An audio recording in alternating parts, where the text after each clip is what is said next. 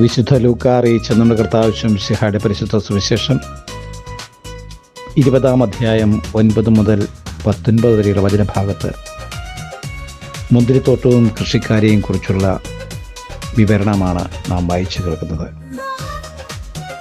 ദൗത്യം മറന്ന് പ്രവർത്തിക്കുന്ന കൃഷിക്കാരെക്കുറിച്ച് നാം കാണുന്നു. ഓരോരുത്തർക്കും ഓരോ ദൗത്യം ദൈവം ഏൽപ്പിച്ചിട്ടുണ്ട്.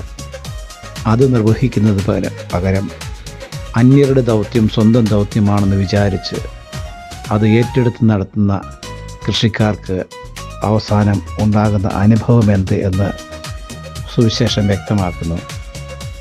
അത് അവനെ ധൂളിയാക്കി മാറ്റും.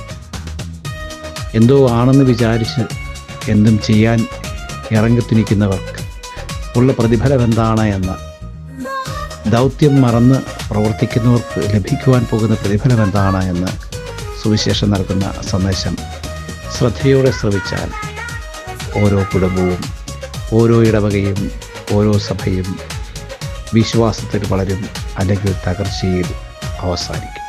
God bless you.